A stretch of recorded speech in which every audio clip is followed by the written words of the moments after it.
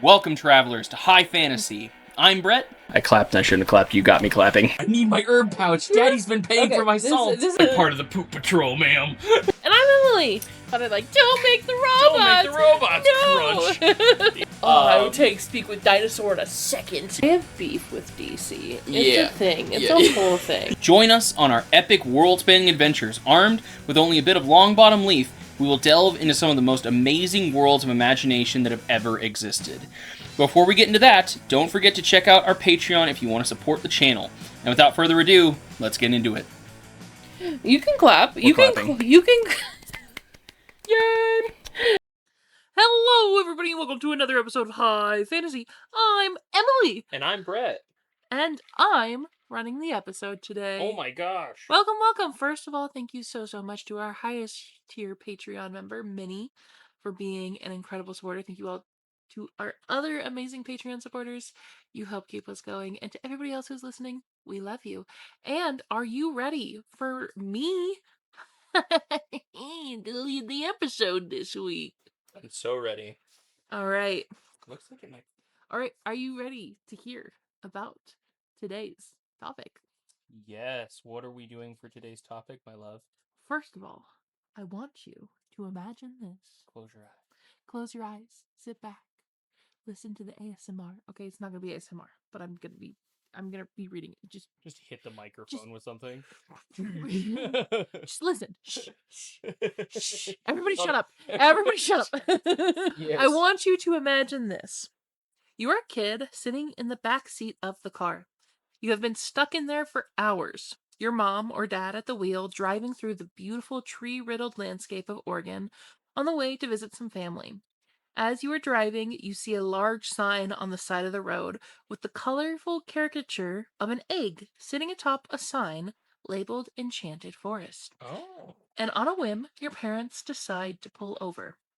You pile out of the car to a Germanic Tudor-style building where a slick plastic carved statue of a prince and princess stand in a static dance, never moving. As you buy your tickets and walk under the large stone arch, covered in moss, you are transported to a world of fairy tales and folklore. That is the reality of many Oregonian children like myself who got to experience the Enchanted Forest firsthand. But for all of the whimsy and childlike magic that makes up the Enchanted Forest, many say there is a deeper, darker presence that calls this amusement park home. Ooh. We're talking about the Enchanted Forest today. Like I mentioned, I grew up in Oregon and I have been to the Enchanted Forest a couple of times, and it is a very magical place. Also a little bit unsettling. I've never been there. Also, I don't think I'd been to Oregon until Emily.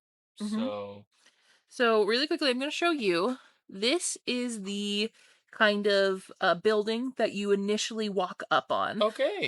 For all of our audio listeners, it is it's a Germanic style Tudor building, and on a little balcony, there's like a cute whimsical little hut with like a very like slanted roof, and there's just this balcony with this prince and this princess kind of dancing on it, and they're just statues that are kind of just standing there statically. And this is a huge introduction to what this entire theme park is going to be like. From the very beginning, from the very first steps you take into this place, you're transported into a world of fairy tales. But that being said, while fairy tales are very whimsical and enchanting, they are also sometimes terrifying in a way. I feel like there is this sort of dark undertone to a lot of fairy tales, because a lot of fairy tales are put there to teach you a story.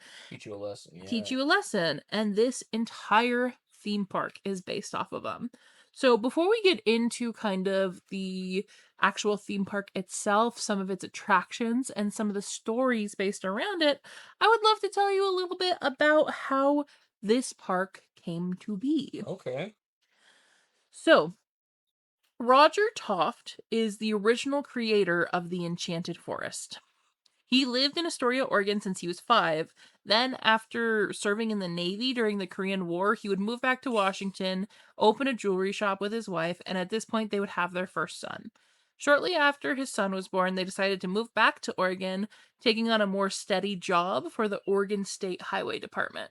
Oh. So it was at this time that he was kind of like first raising his son, getting his like footing at this new job, that he would realize that there's really nothing interesting to do in Salem, Oregon for a family with children.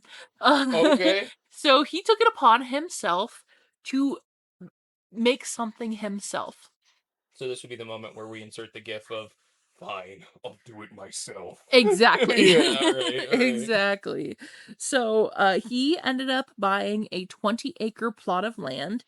And in 1964, he would start building what would become the Enchanted Forest, one Whoa. bag of cement at a time. 20 acres, 1960? 1964. 1964, so it cost him $2. I was going to say, I believe that he made $50 payments a month and in total owed $2,000 on the land.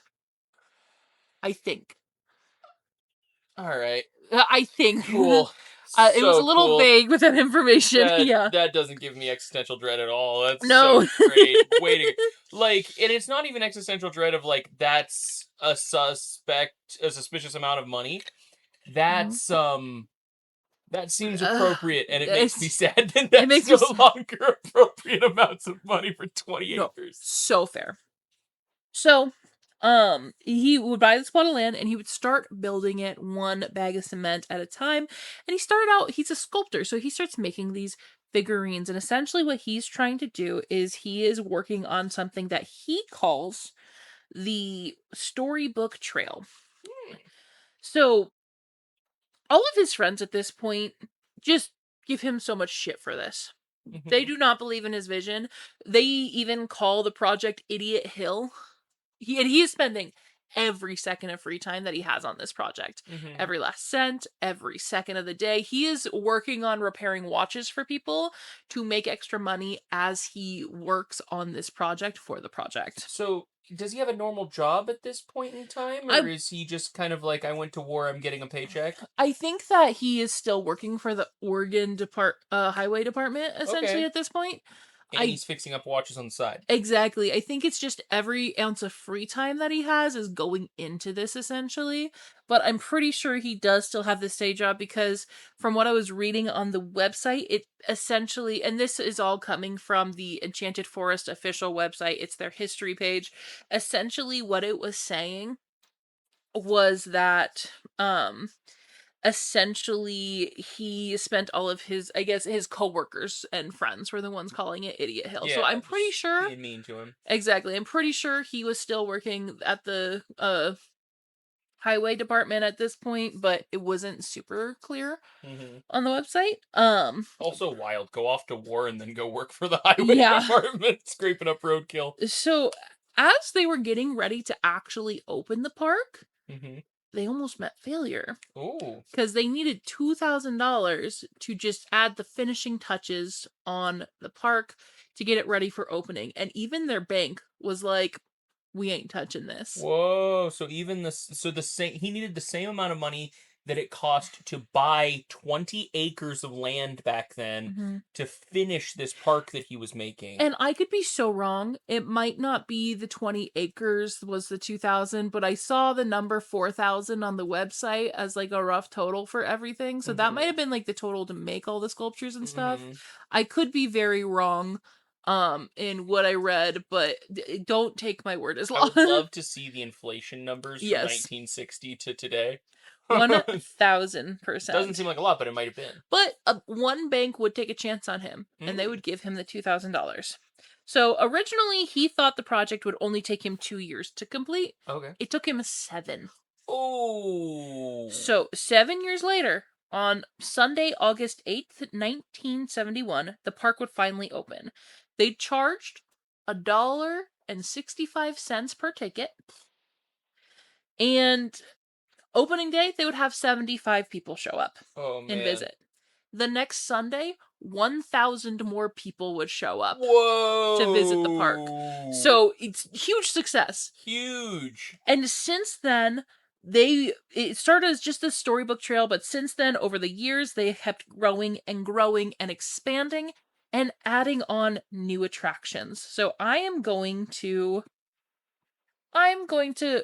kind of read the description. This is straight from their website. I'm just going to give you a brief description on each of the different attractions, what they're kind of like. They do have rides as well as just attractions. So the first one is Storybook Lane. Also, something I think was super cool about this that I just kind of ended up stumbling on the website, they encourage you to bring picnics. Oh. They have food vendors and stuff, but they encourage you to bring your own picnics. They ask that you don't do barbecues. They ask that you don't bring alcohol or anything like that. But they highly encourage you to bring your own food and stuff. That's really cool. Have a nice little charcuterie board in the Right? Mushroom Palace. That's dope. Most places are very much milk you for everything you're worth. Yeah. Enchanted Forest does not feel like that vibe. That's really cool. So first there's Storybook Lane. Enter through the castle, crawl through Alice in Wonderland's rabbit hole, and slide down the old lady who lived in the shoe slide. What? Enter the witch's castle through her mouth and slide out her hair.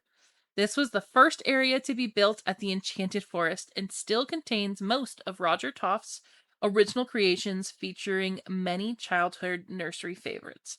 Now, I'll give you these images to put up in the podcast, but I want to show you. These are some of the different buildings that you can go in to actually like experience. Like this is the shoe that they're talking about that is a slide and is literally a giant shoe house. I see that. Okay. There are little gingerbread houses, candy villages. There is a giant witch head that you go into her mouth, and there is a slide out of the back of her. Wow. This is a map of the Enchanted Forest as it's kind of grown throughout the years. This is the castle that you enter through. Okay. All of these images, there's a little Humpty Dumpty sitting on the wall. Uh-huh. It's all inspired by fairy tales. There's Alice looking up at a big mushroom, and it's really interesting because it is all in nature through the trees. This is not an amusement park that went in and bulldozed everything down. This is an amusement park that went in and built stuff within the nature that was already there. Mm-hmm. And it is the most uncanny valley statues. And like there's a reason people think this is a little cursed because it is unsettling to say the least. It's very whimsical and fun and bright and vibrant colors, but it is the kind of way. There's a little Miss Muffet sat on her tuffet spider in the background. Oh boy. We have Hansel and Gretel, or not Hansel and Gretel, Jack and Jill. Jack and Jill went up the hill. Jack and Jill went up the hill, and it's all built into the nature. So you'll be walking along, and all of a sudden, through the trees, you'll see a little sculpture. And it is very much that whimsical. It is that like fairy tale where you always talk about like the fae coming through the forest. This blurs the lines of that very closely because there are all these figures and all of these lifelike things, but they're static and they're not moving. It's not animatronics. Nothing is moving. These are just sculptures. But they're through the woods and they are just there. And so this is Robert Taft. Wow. At the original Haunted Forest. Here is kind of like the building of the structures. What a wild guy. This is their first like actual rides that they started working on and like the original concept art for it. We'll pop a lot of these up throughout the podcast as well. So if you want to see it, be sure to check out our Patreon or our YouTube or any of the places where you can watch the videos. But that is a Storybook Lane, and it is very, very interesting because it is literally plucked out of fairy tales and then just put into a forest. Yeah, so you feel like you're finding something in a location that shouldn't be there. Exactly. It's all built. The idea that it is within the forest is kind of the entire point. Mm-hmm. It's like going on a hike and seeing a Porsche just in mint condition sitting on a hill somewhere, and you're like, this doesn't feel like this should be here. So one of the next attractions that they ended up putting in was Toftville Western Town. So the Old West comes alive. Try your skills at the shooting gallery, remote control boats, Fort Fearless, and haunted house. Then continue up the hill for pan for treasure and the big timber log ride. Don't miss the documentary showing the Wagon Wheel Opera House gift shop that chronicles the creation of the Enchanted Forest, complete with old footage and interviews with park creator Roger Toft and his family. So this is like an old west town that they built. You can pan for treasure, and there is the most awful, horrifying, terrifying haunted house that you will ever lay your eyes on.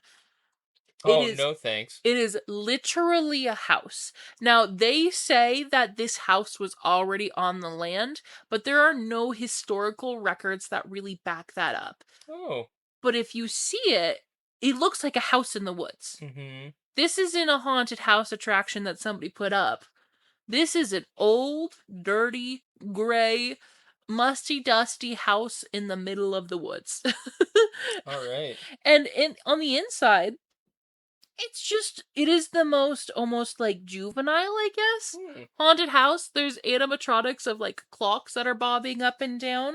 Mm-hmm. There are it goes a lot, like a lot of haunted houses nowadays are people running around being like, I am going to pop out and I'm going to scare you, right? Mm-hmm. That's not this at all. Hmm. This is good old fashioned, I'm gonna put fake spider webs on the ceiling. And I actually, when we went, I have a very distinct memory of we went through this haunted house, and my little sister has always been a scaredy cat. Mm-hmm. An absolute scaredy cat.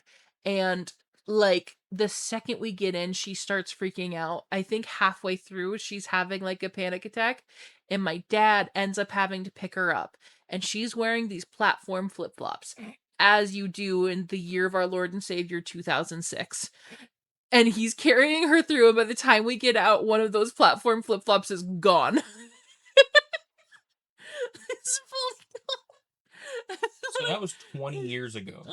When I say this is the saddest haunted house, it's just compared to like the way that they scare you nowadays, it's simply not as exciting, to say the least. But like, just to be clear, this is an actual theme park that you go and you pay tickets and you know get to like experience what's going on.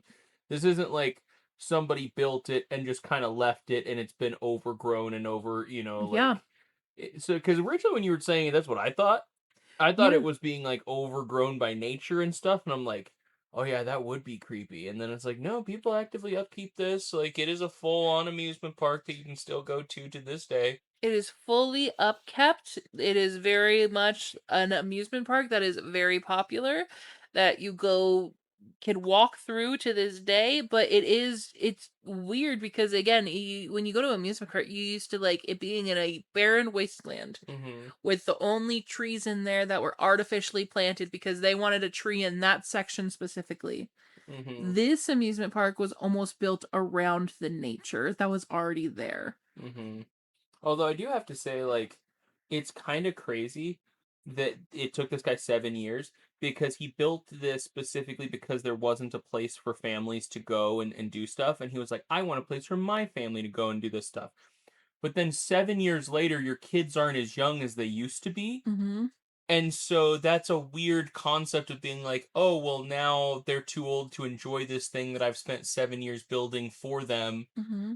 That kind of sucks a little And bit, you know? that was something that they actually said in the history of it is upon its success, they started expanding, and unfortunately Robert Taft's wife, who was kind of like a director of just kind of, I guess, what's the word I'm looking for, just kind of foot traffic, like she Mm-hmm. was a director of sales and that sort of thing. She ended up getting cancer and passing away pretty shortly after. But Oh, both they ended up having two daughters after that, and both of the daughters took over her position and still run the haunted forest to this day. oh, Robert Taft actually passed away in February of this year.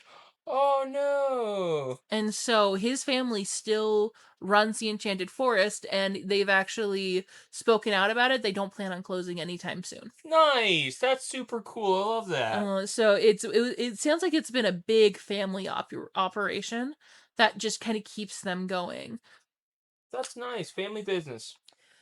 So the next expansion, the next attraction that they kind of built on was the old European village. Mm-hmm. Step back in time to the old European village, home of the indoor target shooting ride, Challenge of Mondor. Relax and grab a snack in the Fantasy Fountains Water Light Show. Across the street in the Gathering Hall, you can catch our Irish music show, summer afternoons. Explore Pinocchio's Playhouse. Watch the perpetual motion machine of Sir Newton's gravity factor, where silver spheres move through a maze of contraptions. Sit back and watch the Blackbird Pie Show, and don't miss uh, Geppetto's Toy Treasures and Trinket Shop. Oh. And so most of the other stuff they have like a comedy theater there, they have live entertainment, they have music. It's almost like an all year long run fair. And I will show you this is the old European village, some of the houses. It is all very much built to be that old kind of like Tudor style home, very, very fantasy It's amazing. driven. And now I want to show you one of the creepiest places in this entire places, in my opinion, and that's the fun house. Oh. Now, the fun house is the house. It's not. I feel like a lot of fun houses I see they look normal on the outside, and then you go in and it's wild. This fun house is wild on the outside. No building should be shaped this way. It's angular on sides, and there's windows going in wrong places.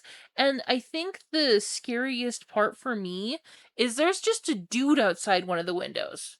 It's one of the statues that was built that he put up, Looks like he's creeping up. and it looks like he's just creeping on this building. And it is the most terrifying little place. You know, this building looks like somebody had to take the drawing of a 5-year-old who drew a house Uh-huh. and make it in real life to scale. Uh-huh. Because, yeah, everything's crooked. Like, the doorway's crooked, the windows are crooked, nothing is the way it should look. And it's a fun house. Like, I get it. It's supposed to be that. It's supposed to offset Yeah. where the fence is too low. Like, there's a lot of stuff going on there that's wild. It just walking up the house is wrong. It's just all wrong in like it's such a fun house way, but also in a terrifying way, in my opinion. I wonder if that's the, like, supposed to be from the British thing of, like, the Crooked Man. I was gonna say because the guy walking up Walk is the pretty crooked spooky. They also have some rides. They have Big Timber Log Ride. It's like a water ride. It's very similar to Disney World, the log ride there. I can't remember what it's called. There's one in Silverwood too. They also have the Ice Mountain Bobsled, which is very much of like it's like a mountain ride. Challenge of Mondor, I don't believe was there when I went as a kid, but it's like a laser gun shooting game, and I'm pretty sure it's heavily inspired by the Lord of the Rings. Heck yeah. Instead of Gondor, it's Mondor. Exactly. They have the bumper cars, they have the haunted house. I think their carousel is the coolest thing ever because it's not just like a bunch of horses, there's like ostriches as like the seats and a bunch of different like mythical animals, and I think that that's very whimsical and fun. But that is kind of like the base park itself. It's very like cute and whimsical and very like fairy tale fantasy. Yeah, I'm surprised that, like, so you say that it was kind of creepy and stuff, and like looking at everything that I've seen so far, I'm like, this seems like a kid's dream, you know? Like, this is wonderful. And I do think that as a kid, it is so whimsical and magical. I think as an adult, it just nothing fits there, right? Like Underlying fear. exactly like these sculptures, these items, these pizzas. Not only are they, I guess, like the witch's face that you walk into the mouth of, for example. Absolutely terrifying concept walking into the mouth of a giant witch, but just the way it's sculpted as well is terrifying. It is very much the evil queen from like the Disney movies that you would think of, and it's just a giant head. So like this doorway is the size of an adult.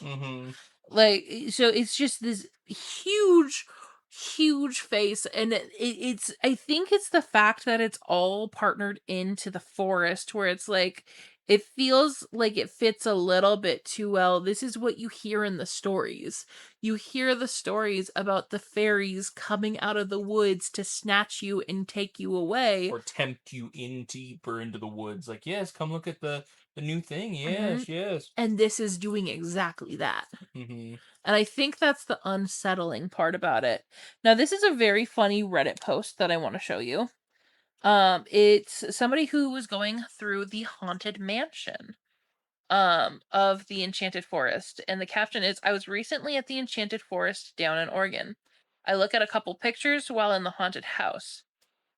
They are taken within seconds apart. I was wondering if anybody has seen or experienced anything like this as well, or any further insight. So I'd like to show you these pictures and get your opinion on it. So this is the first one, and then you're going to swipe that way when you're ready to see the second one. Okay. Oh, wow. Like, so Creepy Butler, you got the pipe organ. It's all red lighting. It's the haunted house. Do you see it? Oh, over the pipe organ, it's an illusion of a face. Okay. That's really interesting. So what do you think about that? That was spooky? I think that's cool. I think it's definitely, you can tell by where the pipes come up from the pipe organ that there's a niche especially set into the center there Look for an at him illusion. solving all of my riddles without even thinking twice. Yeah, so there was a comment left under that saying that that's a specific thing they have in place in the haunted house to make it look at you spoiling all my fun. Ah, yes, yes. But it's a very well known fact slash I guess assumption that the haunted forest or that the enchanted forest is haunted though. Oh. And the boys over at Ghost Adventures actually did a whole episode at the enchanted forest. It is so well believed that it is haunted there that they straight up went. And it has a lot to do with just kind of the history of the Willamette Valley.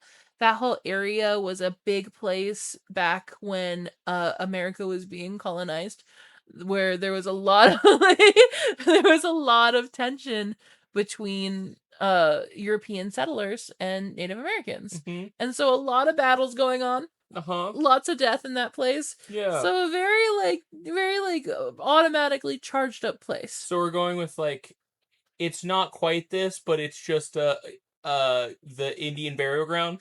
Exactly. Like pretty they much built on a cursed Indian burial. Like that's one of the oldest ones in the book when you go back right. for it. It's That's like great. it's not built on an Indian burial ground, but the land itself might be a little soaked. A little soaked in blood, which makes it a little terrifying for how many. I get where you're saying, like, this could so easily be a horror story in, like, a TV show like Buffy or Angel or something, where there are things in this amusement park that are luring children or luring adults to their deaths.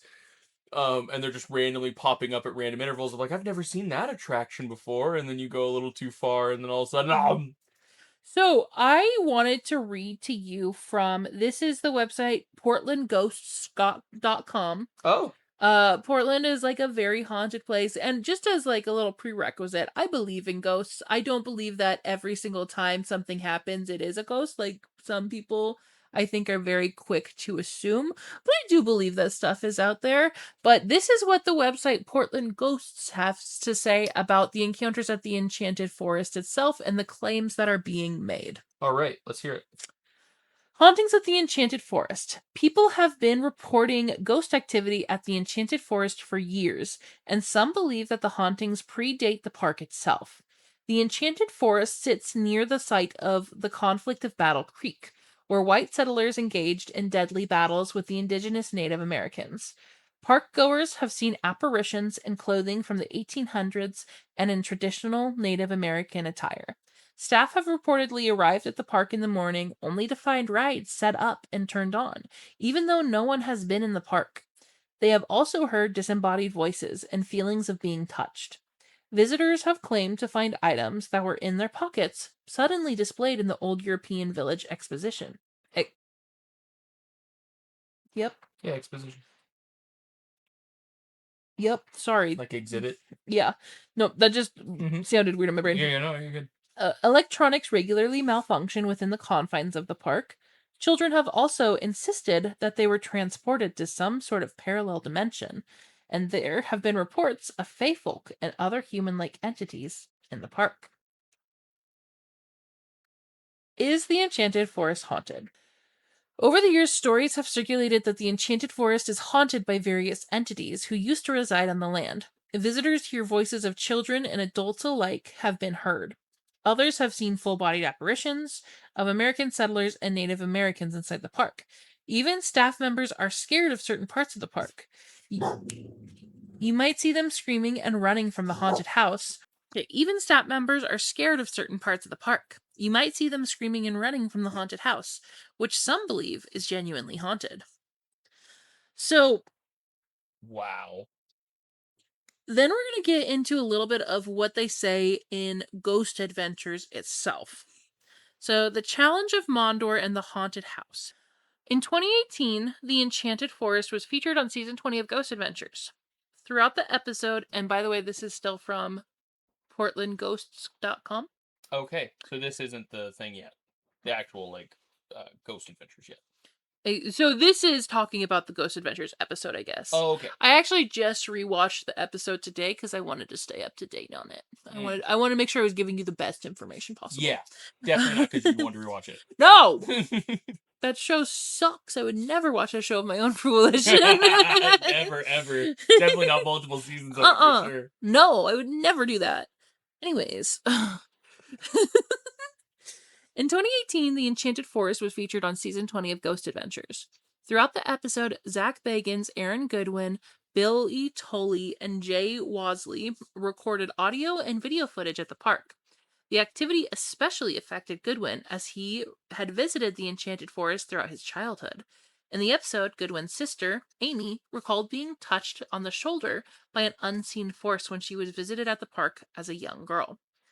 At the Challenge of Mondor ride, a ride operator named Chris showed the crew photos he had taken of a moving light form. Chris also described feeling a strong bolt of energy shoot through him while working the ride.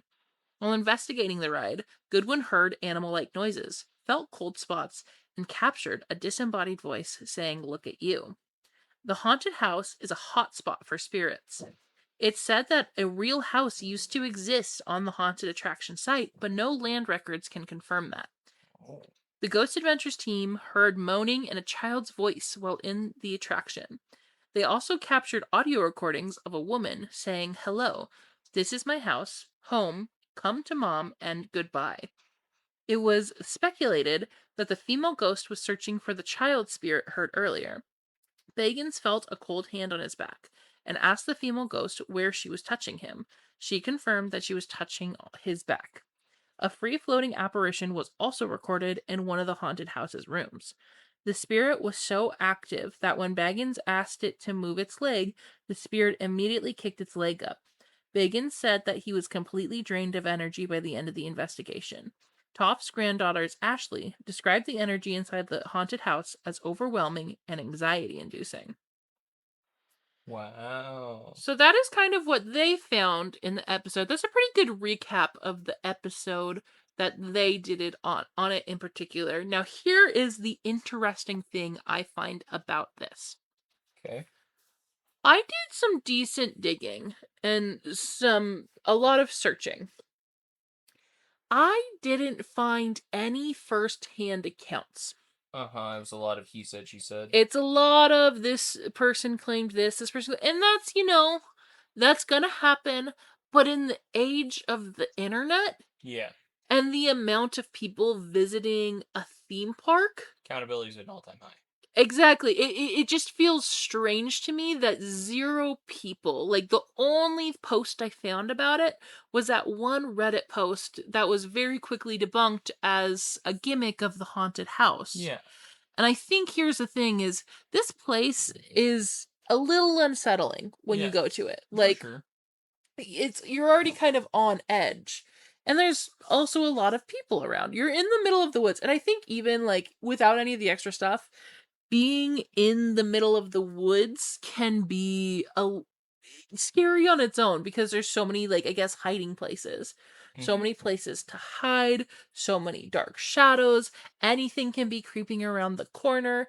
There is so much life in a forest that you don't always see with your eyes because that's just kind of the nature of being in a forest. Mm-hmm. I Again, I believe in ghosts and supernatural and that sort of thing, but I have always found a hard time thinking that this might be one of those places simply because, again, in the age of the internet, not a single I couldn't find a single video, a single post, a single first-hand encounter Mm-hmm. of something that went on in the Enchanted Forest. It was a website that said this person said this person said this, Mm-hmm. and even then it was like the cast members claim to be scared running out of the haunted house. So did my little sister. Yeah. um Get up in your head. it when you are expecting something to be scary, I think it's very easy things to come across as scary. Which, I mean, I could be very wrong. I would love to be proved wrong. It has also been a very long time since I have been to the Enchanted Forest. I was a little girl the last time I went. I only think I ever went like 2 or 3 times in my childhood. Mm-hmm.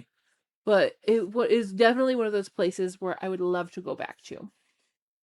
This, like, as you were going through all of the supernatural occurrences and the things that have happened there, and why so many people think it's supernatural and the stories that were going on, it was bad because in my head I was just already Mhm. going through the reasons. Like, here's a logical explanation for why that could have happened. Here's a logical explanation. Like the kids saying that they got transported to a different dimension. It's like, oh yeah, because kids have never lied for attention before. Well, also Like, just you're in the middle of the woods in a place where there's a bunch of figurines that are up that look like it's made to look like Alice in Wonderland. Of course, yeah, different yeah. dimension. Yeah, weird. No, 1000%. It's like it's so easy for kids, like even not even thinking about them like asking for attention, just even the idea of them having an Honestly, imagination that runs wild. honestly thinking, because one of the things that you said that really just, I guess it made me giggle internally, Mhm. was that it's like the people who run the park would show up and sometimes the stuff would just already be done and set up. Uh-huh. And I'm like, man, imagine the guy who worked late that night and who was like, you know what? I'm gonna be real nice for the day shift and I'm gonna like set this up so they don't have to worry about anything. They got there and they're like, ghosts! Like, that's the only option. Meanwhile, Jack over here is like, what the fuck? I also Like, gotta say, again, I haven't been in there in a while, but like, I can't say that I remember a super incredible security system the last time I went. These are mhm, in the hills of Oregon, and it's literally in the woods. Like, I don't remember seeing a fence area that blocked anything off, mhm, like, the things disappearing from the pockets and ending up in the village, yeah, that's really weird, but again, I found 0 firsthand accounts of that. mhm. So it's really hard to, like, I guess, have an understanding of. I would love somebody to visit the Enchanted Forest and make a TikTok for me about their ghost experience. I think that'd be so Right, cool. fun to say, hard to prove. Because it's like, if there's a display of, say, like, um, Civil War era buckshot, right? And it's Mhm. behind a glass case or whatever, and it's locked, and the only way to get in there is with like a key that the manager of the park has. And then all of a sudden your Bic lighter ends up behind that display case. That would be really cool. I would Mhm. love to see that. Chances are we're probably not going to see that, and it was just rumors spread around by other people because they want it to, to Yep. spread and circulate and do those things. And unfortunately, that makes it really hard for locations that are actually, potentially places of supernatural worth and note, because then what, what happened? Yeah, just picking up the cat and he just totally noodled on Ferret me. cat. Yeah, totally noodled on Oh, me. sorry. No, you're good. Like, I think that when people want it to happen too Mhm. much, they can start to hear and see things. And that's Mhm. one of the most, like, obvious things that happens. Is like, I don't think these people are honestly trying to lie. Yeah. But I do think it's like, I heard voices. It's like, you came in here wanting to hear things and wanting to see things. And so your brain convinced you that you did. It's also the forest is a wild place. If you spend any amount of time in the forest alone or by yourself, especially as an employee, Yeah. like this is a small park. I don't think there's a lot of, and that's also probably another reason why I didn't see that many first hand accounts. I don't think it's getting foot traffic as a lot of other big parks. Mm-hmm. I think the thing is, it's like if you're an employee, it's 20 acres. Like this Yeah. is a huge plot of land. If you're an employee who has to go out to the haunted house, and Mm-hmm. there's only 2 or 3 of you, and one person has to go and make sure everything's turned on, and you're alone in this intentionally spooky place, Mm-hmm.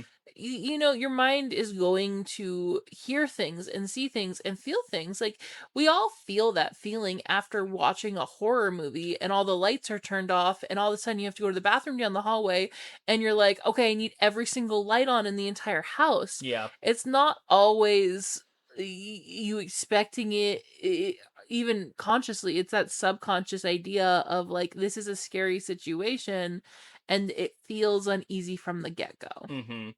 I also like, especially out in the woods, Mm-hmm. in a place where there's probably a lot of food and stuff around. Mm-hmm. It really wouldn't surprise me if animals were getting into the Mm-hmm. attractions and stuff. And it's like, oh yeah, the stuff is breaking down pretty consistently. It's like, because you're out in the forest. Yeah, of course. It's not like you have the ability to shield all of this stuff from all of the elements all the time. And I'm gonna be so honest, it is a very janky, like it doesn't it didn't have the budget of Disneyland, okay? We're just Yeah. gonna put it that way. Like it looks like it's well kept, Mm-hmm.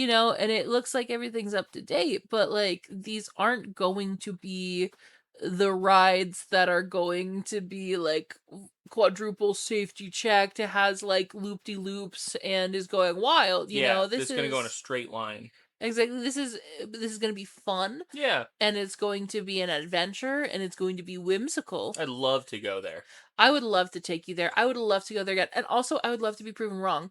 I would love to I would love for it to be haunted. I simply just it's it feels like I don't I remember it being spooky and remember it being that kind of sort of like it was very fun and I remember absolutely loving it, but again as an adult seeing it I'm like that is wrong for some reason. Mm-hmm. Like just even looking at it it's like, oh, this is unsettling, and I think it's like I think that just is a little bit too easy to go down the slippery slope of this is haunted. Right, because like this, it's crazy. People have done studies of like when you're a kid and you don't realize how dangerous something can be.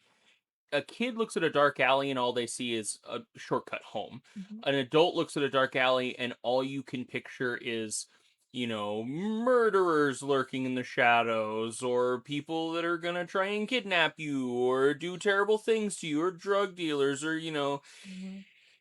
it's a lot different than when you were a kid because you have fears there, and a lot of times those are justified, like fully Mhm. justified, better safe than sorry.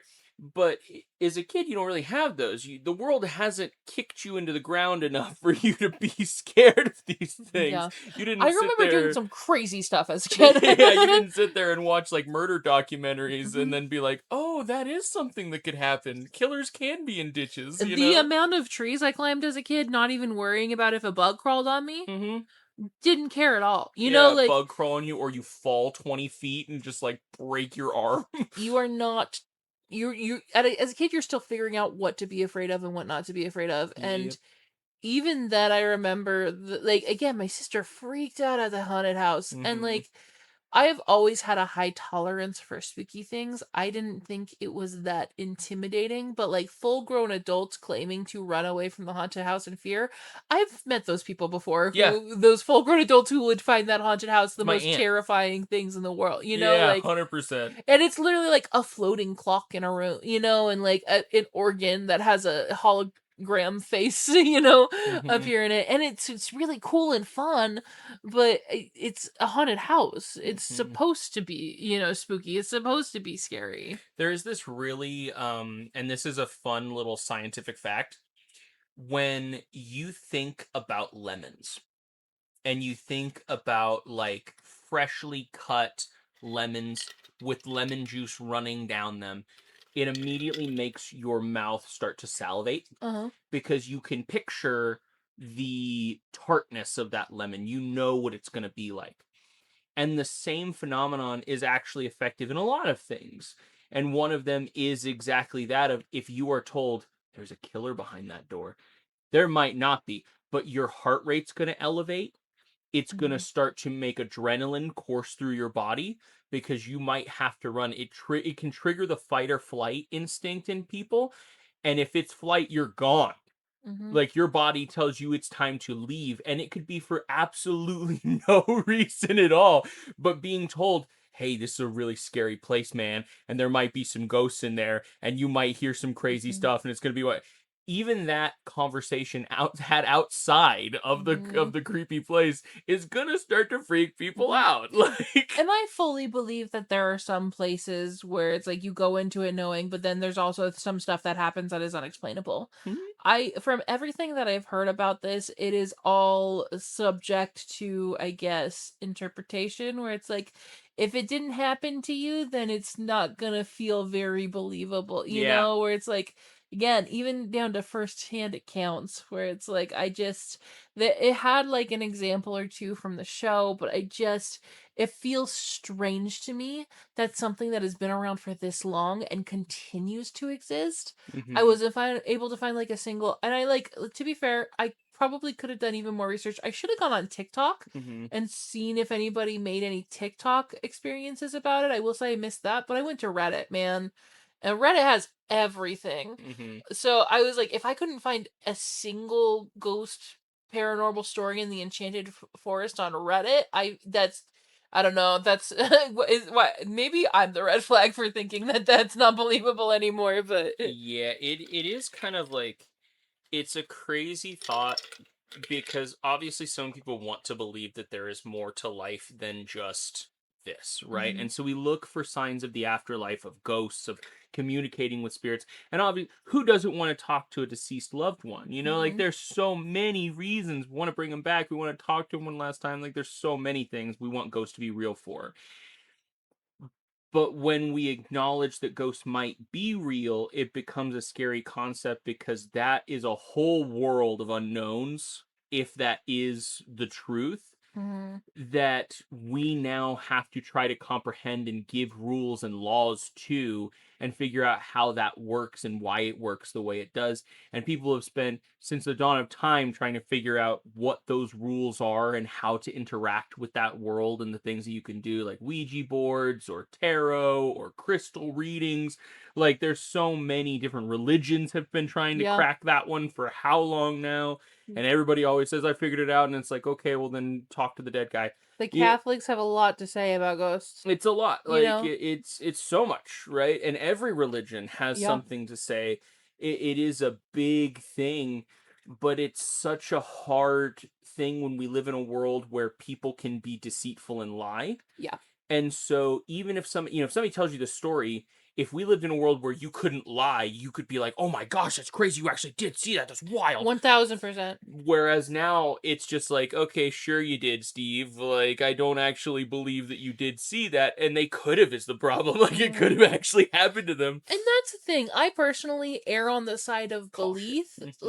I was gonna say the opposite. I err on the side of belief of like if I'm talking with somebody face to face and they tell me this crazy thing happened, Hmm. unless I know them to be a compulsive liar or something, because even Or then there's a attention lot seeker or of something. Yeah. people, exactly. There's a lot of people who will say they experienced something, and to them they have. Hmm. Like they're not Yeah. saying it to lie. They're not saying it for attention. To Hmm. them this is something that they've actively experienced. So I always Sure. like to err on the side of belief, even if I have a hard time believing it myself, Hmm. because that's the thing, is like you you believe when you see it. That's like Hmm. a huge thing. It's like you believe in something once you personally experience it or Hmm. believe it yourself. And so to err on that side of like, look, I have a hard time believing in this, but I'm going to believe in you, Hmm. I feel like is the default I go to at the very least. Right. And again, it's a person by person basis, but I do believe in like s- we don't I don't think we've scratched the surface of the universe. Hmm. And for me to say that it's guaranteed ghosts are 100% not real, Hmm. it feels a little unrealistic, Yeah. because magic is just unproven science. Exactly, which is why so many people again have their own viewpoint on how those rules work. Yeah. And no one can sit there with a book Yeah. and can tell you, okay, here's how you cast fireball. You know Mhm. what I mean? If there was a book that came out that could guarantee this is how you do magic, or this is Mhm. how you talk to the dead, or this is how you do this and that, that book would be so widely spread Mhm. because it works and it's proven to work. Imagine if people just started walking around casting fireball on each other. Oh boy, That would be or starts to look wild. way different. Yeah. Like, also cookouts. But Yeah. so it is like I try to assume that something bad, like especially if something bad could happen, right? Like Mhm.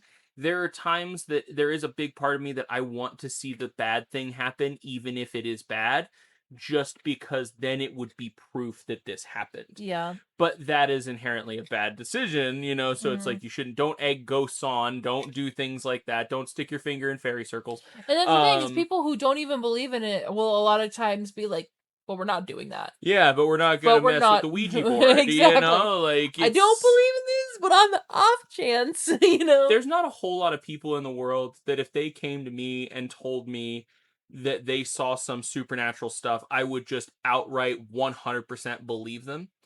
There are not a whole lot, but there are some. Like there are some people in the world that if they did come to me and tell me that, I would believe that. But most of the time, when I'm erring on that side of caution, if someone were to come to me and say, Brett, there's a giant alien monster in the basement, I'm not going to be the guy who goes over there laughing all the way and just actively making fun of the fact that they think there's an alien monster in there. Because here's the thing, on the 0.1% chance that they are fully telling the truth and there is something like that over there, I'm not going to be the guy who gets his head bit off because I was laughing and then flipped the light on and then the monster's behind me. Like, Yeah. that's dumb. Like, don't be that guy. Like, you can respect it. You can actively, like, look at someone telling you those stories and you can give them the respect that they are earned as a human being and give them the benefit of the doubt at the very least. Yes. There's no reason to make fun of somebody for their beliefs. 1000%.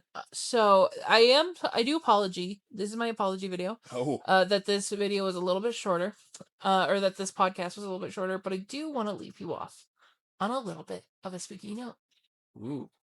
So, I today sat down to start researching this podcast, right? And I'm sitting there, and I'm starting to scroll, and I'm reading through the history of Rob. Did I say Roger? Roger? I think it's Roger Taft. I'm forgetting. I don't have my notes The up man anymore. who made Fantasyland. The man who made Enchanted Forest, and learning about how he lives in Astoria, Oregon, for his childhood. And I get a phone call with the area code for Astoria, Oregon, from an unknown number from Astoria, Oregon. And now, whether that is ghosts or data collecting websites, we'll never know.